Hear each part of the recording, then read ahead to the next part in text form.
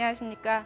대한민국 NCS 사용설명서 NCS 해법 특강을 시작하도록 하겠습니다. 저는 한국산업인력공단 NCS 센터의 김진실입니다.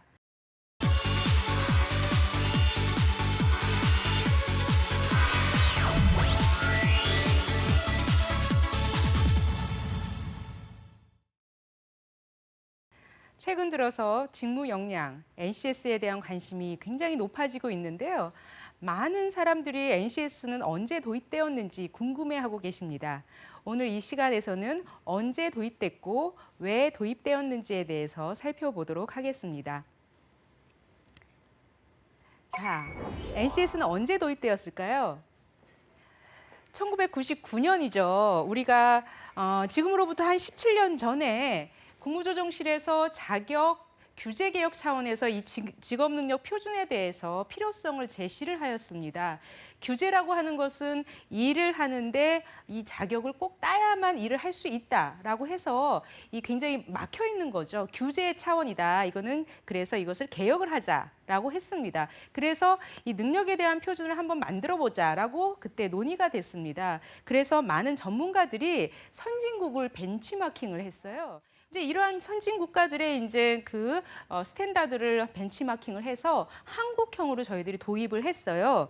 근데 아이러니하게도 2002년부터 표준 개발을 시작했음에도 불구하고 이 NOS 그 고용노동부하고 한국산업인력공단이 국가 직업능력 표준 내셔널 아큐페이셔널 스탠다드를 개발하기 시작했고, 이와 반면에 그 국가 직무능력 표준 코리아 스킬 스탠다드를 교육부하고 한국직업능력개발원이 개발하기 시작했습니다. 동시에 개발을 했죠. 그러다가 2007년에 이제 자격기본법, 이 표준에 대한 그 법적 기반인 자격기본법에 국가직무능력 표준이라는 이 용어가 제2조에 이제 정의가 되어 있어요. 그래서 각 부처라는 것은 건설 분야는 국토해양부, 또 무슨 전자통신, IT 쪽은 미래부, 이런 식으로 각 부처에서 이 NCS 개발을 하라라는 그런 내용이 이제 그 반영이 되었습니다.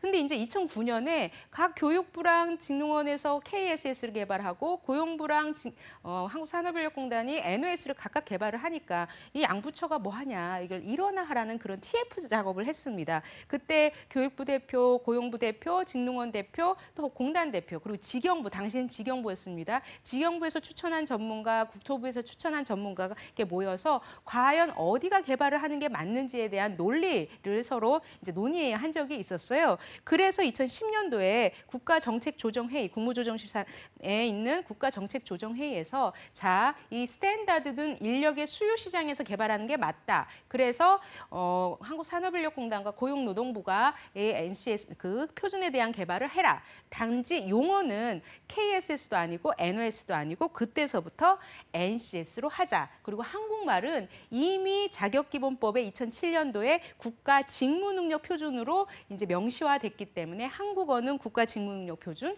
영어는 NCS로 하자, 이거입니다. 그래서 여러분들 만약에 그 검색을 한번 해보면요, 국가직업능력 표준 검색해도 나오고 NOS 검색해도 많은 연구 자료가 있습니다. 필요하시면 검색하셔서 참고하시면 되겠습니다.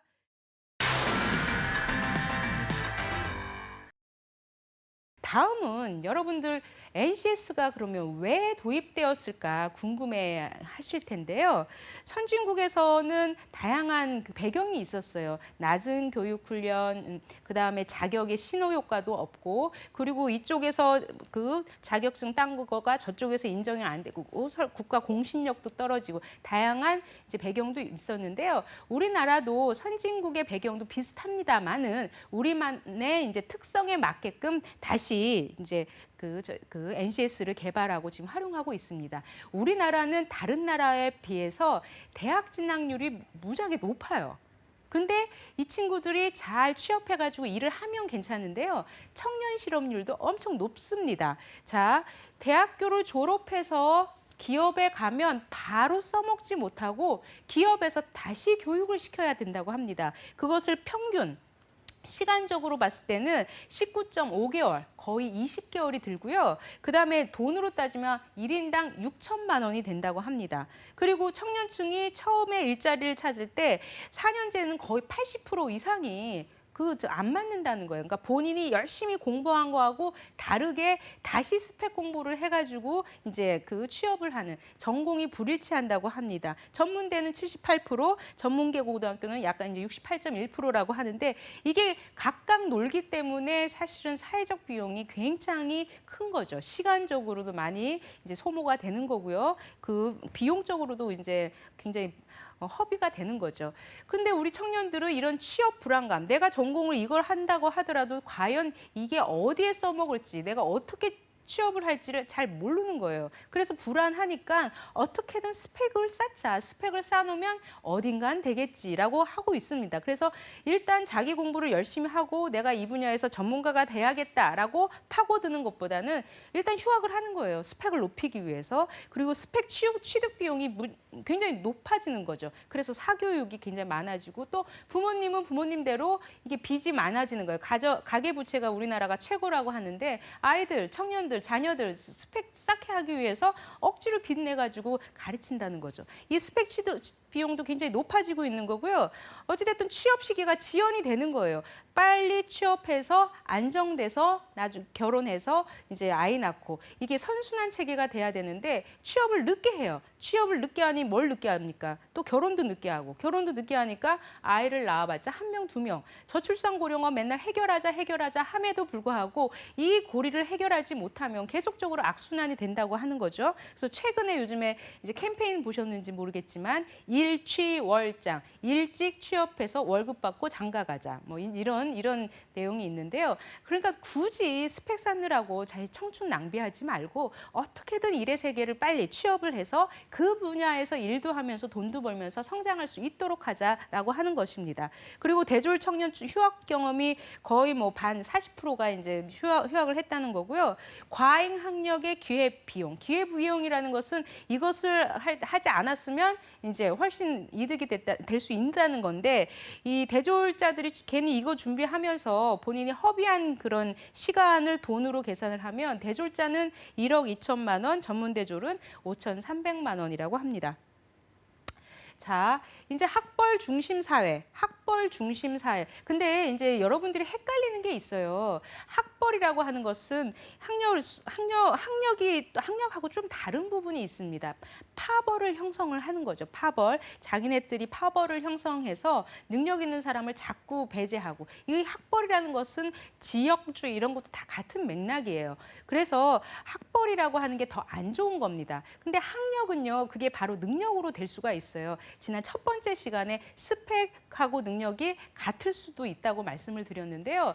얼마 전에 이제 하버드 대학에서 뭐 새벽 3시에 하버드 대학 도서관은 어떠할까 뭐 이런 책이 나와서 한번 슬쩍 봤더니 그 친구들이 그냥 스펙만 따기 위해서 그게 아니라는 거예요. 정말 새벽 4시에 도서관에 불이 다 켜져 있을 만큼 그만큼 노력을 한다고 합니다. 항상 일상생활에서 공부를 하고 계속적으로 토론하고 자기 거 하려고 노력을 하고 있다고 합니다. 그래서 학력은 사실 능력으로도 볼 수 있기 때문에 약간 그거는 명확하게 구분을 해서 말씀을 해주셨으면 좋겠어요. 지금 국정과제를 추진하고 있는 것은 학벌이 아닌 능력 중심 사회입니다. 자, 학벌 중심 사회라는 것은 어떤 사회냐? 스펙으로 보겠다는 것, 스펙. 그러니까 이 사람이 실질적으로 얼마큼 일을 잘 할 수 있는지는 나중 문제고 그게 아니라 정말 얘 어느 대학 나왔어? 야, 점수는 어디야? 아버지 직업은 뭐야? 야, 어디서 살아? 하면서 뭔가 보여주기식. 너 뭐 어학연수 갔다 왔어? 야, 뭐 남들 다 하는 거 왜 못했어? 라고 하면서 스펙 중심으로 입사 지원서가 쓰여진다는 거예요. 그래서 굉장히 뭐 스펙 하나 한 줄 쓰기 위해서 뭐 남극 탐험도 하고 이런 일이 있을지 모르겠지만 그렇게 한다는 거죠. 청춘들이 시간과 돈을 낭비하고 있다는 겁니다. 그리고 이제 이론 중심의 교육. 사실 학교는 이론이 필요합니다만 모든 실습이나 이제 현장성 있는 그런 내용도 다 이론으로 가르치는 경향이 있었던 거예요, 우리나라가. 그러니까 실제 직무 상황이 어떤지 구체적으로 보여주면서 함께 이게 이제 알려줘야 함에도 불구하고 그냥 이론 중심으로 이렇다더라. 그러니까 머릿속에는 다 있는데 실제 활용을 못 하는 거예요. 직업기초 능력 중에 이제 기술 적용 능력이라고 있습니다. 실제 이러한 기술을 현 상황에 문제가 발생됐을 때 어떻게 적용할 수 있는지. 근데 이론으로만 머릿속에만 책상 속에서만 책상 위에서만 외워놓으면 실제 그 상황에서 잘 못한다는 거죠. 그래서 이런 중심 교육 이런 것을 뭔가 실생활 중심으로 한번 바꿔보자는 거고요. 그다음에 사교육이 팽배됐습니다. 왜 사교육이 팽배하겠습니까? 말 그대로 스펙 중심의 사회이기 때문이에요. 뭔가 있어 보여야 되는 거죠. 그러니까 지금 그 현실에서 어떻게든 이 상황에서 잘 해결하려고 하는 게 아니라 뭔가 돈을 더 들여가지고 남들한테 조금 이제 보여주기 식으로 이제 그 자신의 스펙을 높이는데 혈안이 된다는 거죠. 그리고 사실 지금 아이들이요. 정말 뛰어놀고 자연을 이제 자연 친화적으로 건강하게 자라야 함에도 불구하고 너무 아이들이 그 책상 속에 있는 거예요. 그리고 책상 위에서 이제 뭐 생각하고 토론하고 이게 아니라 이게 1번 답은 뭐고 2번 답은 뭐고 하면서 정답 위주로 자꾸 하니까 이게 이제 우리나라 미래의 사회의 창의적인 인재를 키우는데 맞는지 안 맞는지 이것도 현 시점에서는 심사숙고할 필요가 있습니다. 그리고 연봉차별. 아무리 능력 있으면 뭐 해요? 어차피 학벌로 사람 이제 채용할 거고 학벌로 차별해서 연봉까지 줄 건데 임금까지 줄 건데 그러니까 이런 연봉 차별이 있기 때문에 이 스펙 위주의 학벌 중심 사회가 없어지지가 않는 거예요. 근데 최근에 노동시장 개혁하면서 이런 것도 공정 인사 지침 이런 게 이제 발효가 되지 않았습니까? 그래서 정말 제대로 사람을 평가해서 그에 따라서 보상을 해줄 수 있도록 하는 그런 움직임도 있습니다. 그리고 인기학과 스펙이기 때문에 뭔가 그러니까 남들한테 보여주기식. 자, 이거는 여담이지만요. 여러분들 대기업 좋아하시잖아요. 근데 주변에 지금 우리 동네 주변에 치킨집, 뭐 편의점 하시는 분 사장님들 대기업 출신이 많은 거 혹시 모르시죠? 이 대기업은 일단 들어가서요. 퇴직 연령이 훨씬 빠릅니다. 그래서 일할 때는 굉장히 연봉도 높고 그럴 수는 있겠지만 평생 직업으로서 이제 갖기에는 다시 한번 여러분들이 생각을 할 필요가 있는 거예요. 그리고 인기학과. 지금 뭐 프랑스의 자크 아클리라고 굉장히 유명한 직업에 대한 전망을 하는 분이 지금 인기 있는 직업이 10년 후에는 다 없어질 수도 있다. 최근에 인공지능도 나오고요. 여러분들 뭐 미래에 대한 그런 얘기도 많이 들을 텐데 현재 인기 있다고 해가지고 그게 오래 갈 수는 없는 거예요. 가장 핵심은 여러분들이 하고 싶고 여러분들이 할 수 있는 것을 선택해서 하는 게 가장 좋습니다. 근데 스펙 위주의 사회에서는 학벌 중심의 사회에서는 이 인기학과가 입시 과열이 된 거죠. 어떻게든 정보 알아내서 시험 잘 볼 수 있도록. 그리고 우리나라가 이 원 싱글 테스트, 그러니까 단 한 번의 시험 결과로 인생을 다 좌지우지할 수 있는 그런 나라인 거예요. 그동안 그런 문화였던 거죠. 그러니까 수능 한 번 잘 못 보면 그게 계속 꼬리표가 가고 또 뭐 고시공부 이 사람 시험도 아주 유능하고 그런데 고시공부 시험을 잘 못 보면 또 안 되는 거고 이런 게 이제 그런 단 한 번의 평가 체계가 아니라 과정을 계속 관리해서 평가할 수 있는 어세스먼트, 과정을 관리하는 그런 부분도 점차 바뀌어져야 될 것 같습니다. 높은 입직 연령은 아까 말씀드렸죠. 그래서 이론만, 그러니까 머릿속에 이제 알고 끝나는 게 아니라 그 머릿속에 있는 것이 실제 어떻게 활용될 수 있는지 할 수 있는 교육. 그러니까 what to know에서 how to do, 그러니까 what to do, 뭘 할 수 있도록 하는 그쪽으로 지금 바꾸도록 하고 있고요. 그다음에 이제 직무 능력 중심이라는 것은 실제 일과 관련된 그 직무 능력이라는 것은 여러분들 지난 시간에 설명드렸는데 직업 기초 능력과 직무 수행 능력이 있습니다. 그래서 직업 기초 능력도 사실은 우리가 체계적으로 배워본 적이 없어요. 국어 점수 높다고 해서 의사소통 능력이 뛰어난 게 아니고 윤리 점수 높다고 해서 직업 윤리가 뛰어난 거 아니지 않습니까? 인성이 중요하다고 해서 인성 교과는 굉장히 많고 인성 점수는 되게 높지만 실제 그 사람이 실생활에서 인성이 굉장히 좋냐? 이건 또 다른 문제라는 거죠. 그래서 실제 능력 중심, 직무 능력 중심 교육으로 해야 된다는 겁니다. 그러기 위해서는 뭐 밑줄 쫙 뭐 다음 중 여기서 뭐 틀린 것은 이렇게 가르치는 게 아니라 다양한 활동을 주어지는 거예요. 의사소통 능력을 키우고 싶으면 다양한 스피치 활동이나 토론이나 한번 해보게끔 하는 거죠. 그런 활동 위주의 교육이 점점 활성화될 필요가 있습니다. 그리고 능력 중심 채용 승진은 지금 뭐 계속 말씀드렸듯이 예전에는 사장님들이 사람을 뽑을 때 딱히 기준이 없었어요. 아, 그나마 학벌이 높으면 일 잘하겠지. 그나마 토익 점수 900점이면 영어 잘하지 않겠어라고 했는데 막상 일을 시켜보는 건 또 다르다는 거예요. 그리고 스펙이 높으면 높을수록 이 직무 몰입도가 높다기보다는 뭔가 나는 이만큼의 사람인데 왜 이렇게 대우를 해주지? 아, 나는 여기 있을 사람이 아니야라고 생각하는 경우도 많다고 합니다. 그래서 이직도 많이 한다고 하는데요. 그래서 스펙 중심의 그런 채용 시스템에서 능력 중심의 채용, 그리고 승진 보상도 다 이제 연결이 돼야 되는 거예요. 채용해서 딱 끝나는 게 아니라 제대로 평가를 해가지고 그 사람이 일을 잘 하는지 평가해서 제대로 배치하고 제대로 승진시키고 그에 따라서 임금까지 줄 수 있는 그 체계가 완성이 돼야 된다는 거죠. 그리고 신뢰받는 공교육.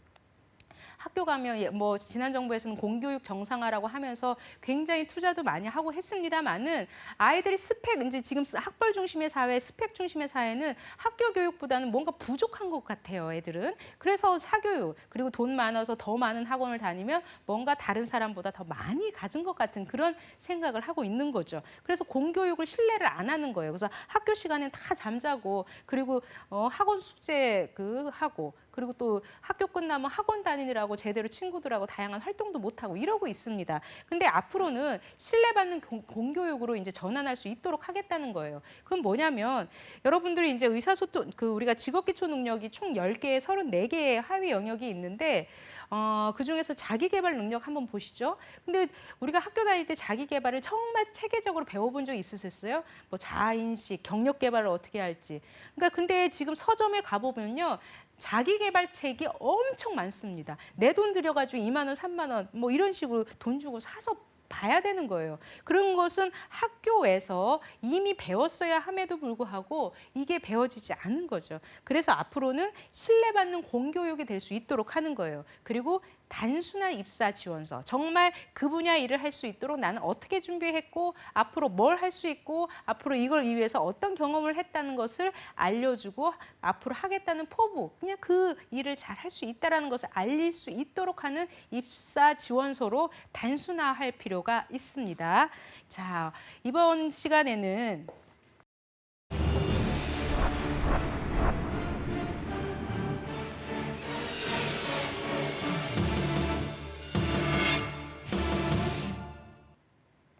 네, 이번 시간에는 NCS가 언제 도입되었는지 또 왜 도입되었는지 자세하게 살펴보았습니다. 우리 청년 여러분들께서 학벌이 아닌 능력 중심 사회 만드는데 NCS가 큰 역할을 할 수 있다고 같이 동참해 주시기 바랍니다. 다음 시간에 뵙도록 하겠습니다.